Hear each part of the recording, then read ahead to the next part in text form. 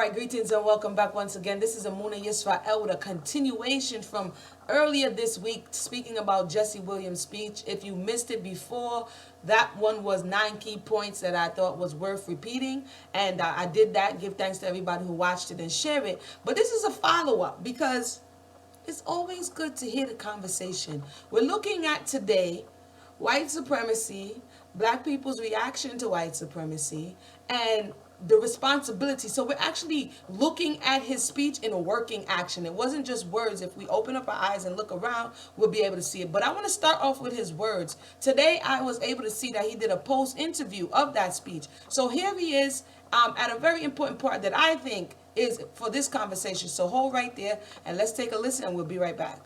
I do. What can these people do that are wondering how they can help and just really don't know where to go? Yeah, I think that one of the things that's hard for me about that is that for me to really be in the work and really believe in it is because I spent so much time reading and understanding our history and real American history to understand how it connects to what they're selling us on television, you know what I'm saying? Like to really read, understand, you know, we always know, you need to know history for everything. If you're talking about Kobe, you got to know about Jordan. Right. You got to know about Oscar Robertson. Right.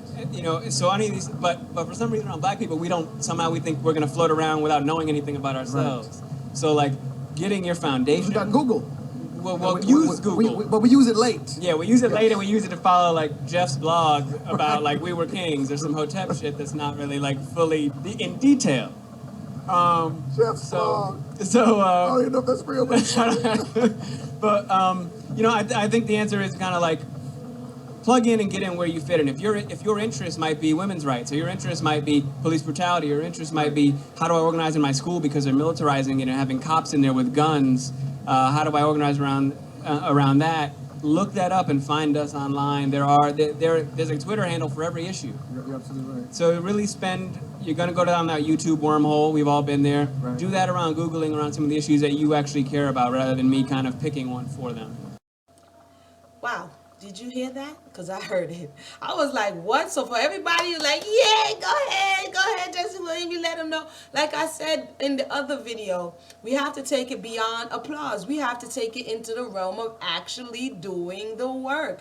And he said something that just blew me because, again, I've been on this campaign for even before this, but the beginning of the year more collectively about the Left Project and the reading of our history and all. I wouldn't say all because a lot of people are responsive, but I get a lot of I don't want to read that. Why we got to read that? Why can't we get past that? And he's saying he spent a lot of time. This is why I said before, if your ears are seasoned, you could tell, okay, this dude knows some stuff.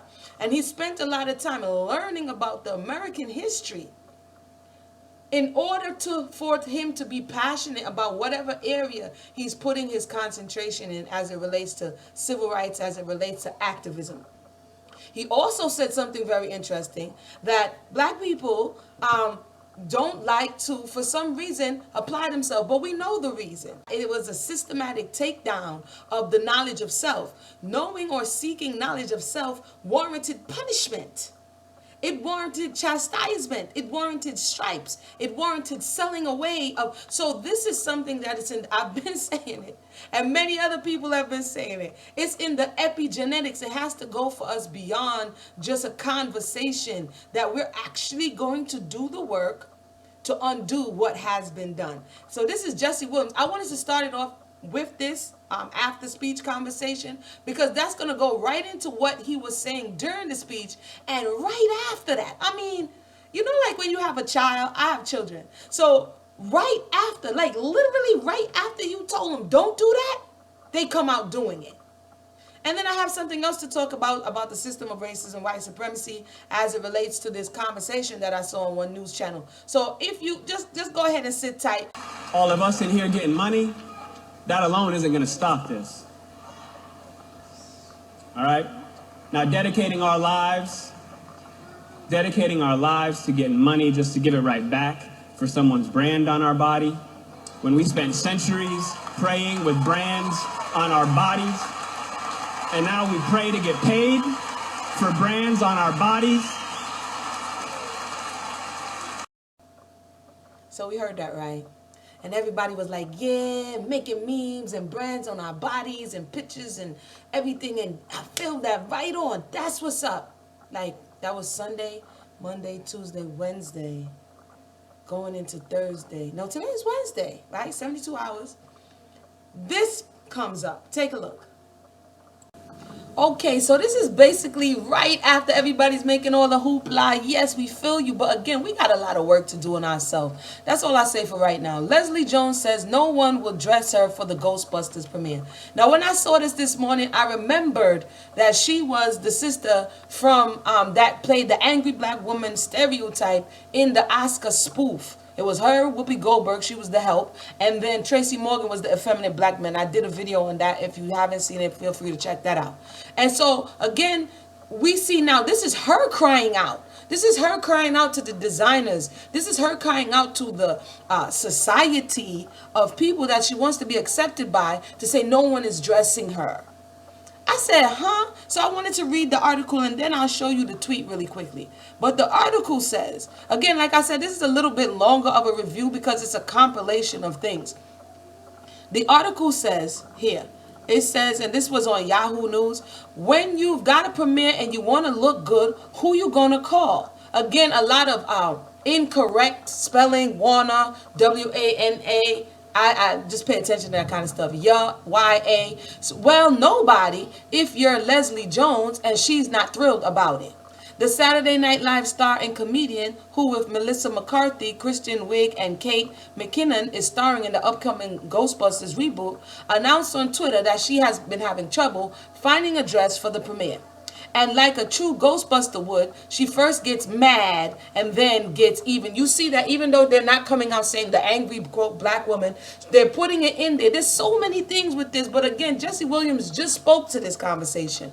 It's so funny how there are no designers wanting to help me with the premiere dress for the movie, Jones wrote on Twitter.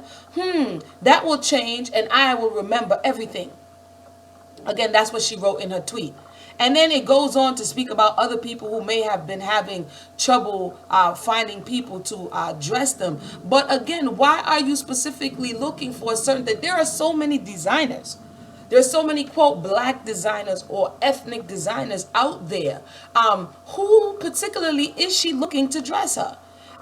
There's so many things to say. But once again, we're looking for brands on our bodies from the oppressor when our foreparents spent years and generations with their brands on their bodies. How timely is this? But we're going to go ahead and continue on because the conversation around the speech is not done. We're going to take a look at the European now and how they feel about what just happened. So please stay with us. Hold on, slow down, Emunah, slow down. I actually put these tweets here because I wanted you to see it and look at the language that we're using. This is a sister who's using language in the helpless position. Like, I need you to help me. It's so funny how there are no designers, I'm quite sure there are designers, to help me with the premiere dress for the movie. That will change and I will remember everything. If you look at the psychology of this tweet, and then it goes on to say, what a difference a tweet makes. So I named the designers. Should I name the designers that didn't look out? But y'all put y'all blink on blast. You will not get my love later. So you see this threatening, you see this emotional manipulation on social media by this sister. And like I said, I'm quite sure that there are a plethora of ethnic or quote black designers out there. But who is she looking to dress her? Whose brands are she looking to support? But anywho, I'm going to go forward now with the last portion of this conversation. All right, so this last clip right here, that whole Leslie thing conversation, again, it's proving what Jessie Williams is saying to be true. And for me, this is something that we have to be aware of. What desire is. You know, in slavery, you used to feel good, our foreparents, when Mrs. will give you her cast off, her hand-me-downs. She would no longer wear this dress, and because you weren't accustomed to anything new or nice, because, you know, more than often you would only have like one suit of clothes per season. And so you would get, like I say, hand-me-downs, and you would have an expectation that when Mrs. is going to get a new dress, she's going to give you yours. hers, and you're gonna look good now. You're gonna look nice, and you get to go to the hold down. I'm not making this stuff up, and I'm not trying to be funny, but I'm looking at this to say, wait a minute. You're in a space that why do you have to wait, or there may be custom there for somebody to dress you? And so at what point do we take this personal responsibility back? And like I said, I'm quite sure there are many designers who would be able to clothe you, but do you accept their clothing? Is it hotter? Is the Europeans' clothing nicer? Is it finer? Is it more refined than someone of your own persuasion? These are questions that we have to ask ourselves. And this is what Jessie Williams, in my estimation, was raising during this speech. But this one last one, I saved this one for last. I saved this one for last because this one last one had me going, All I have to say is let's stop being reactive and be more proactive. And once we deconstruct what's really going on, we can see through clearly and be able to get right to the meat of the matter. But I'm going to let this clip play, and then we'll talk about it in a minute. 1 second. Again, thank you for your patience. This was 3 different thoughts in one. I didn't want to do like 50 million videos, so stay tuned. I felt exactly it was a great album. So Dana, should Justin Timberlake have said, hey, buzz off? I was trying to be nice. I think that Justin Timberlake had the right answer at the end, which is he said, I never should have tweeted about it in the first place, which is probably usually the best answer for everyone. Twitter seems to just get people in situations that they end up having to apologize. But I'm confused about this. So globalism is bad, except for when it's good. Totally. Can you help me figure that out? Just let me know when globalism is okay. This is so ridiculous. I'm beginning to see why you went off Twitter, right? Yeah, I mean, because no good deed goes unpunished, right? I mean, look at this. He was just trying to be nice and say, okay, great speech, which, by the way, I did not know that actor, you know, he's on Grey's Anatomy, and I didn't know he was so angry. He seemed so upset. Yeah. I don't know. I mean, I feel like, yeah, there's things that go wrong, but also so focus you're on the watching positive. BET Awards last night. What did you? I was watching the Olympic trials, and the U.S. Championships, I guess that's what it was. The people were qualifying for the Olympics. But I saw this morning. Justin Timberlake, you're right, is extremely talented. But he's an idiot to agree with that commentary by Jessie Williams. Right. Jessie Williams, and where did that come from? That's what I'm saying. The reason why rappers are living in, driving Mercedes-Benzes and living in neighborhoods is because they're selling their music, not just to the black community, but to the white community.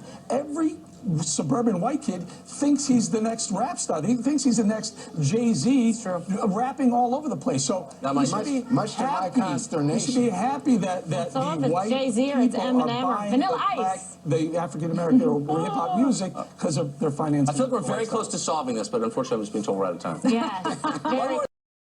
So yeah, you saw the clip. The clip. You know what?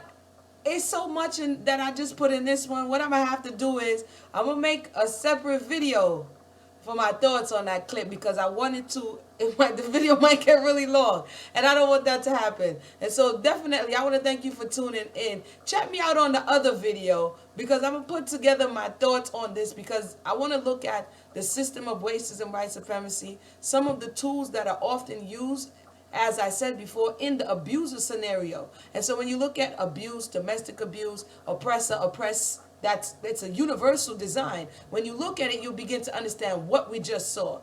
And when you take yourself out of the equation just a little bit, you won't be able to, they're not no longer, you're not Pinocchio and they're not Geppetto. You understand? They can no longer pull your strings because you actually see what is being done. So as I'm thinking about it now, that's a whole nother conversation, a little segue. And so look out for that video. It's coming soon. Once again, my name is Emunah Y'srael. Thank you for tuning in, and everybody have a blessed day. Come on now. Let's be the change we want to see in the world. 1.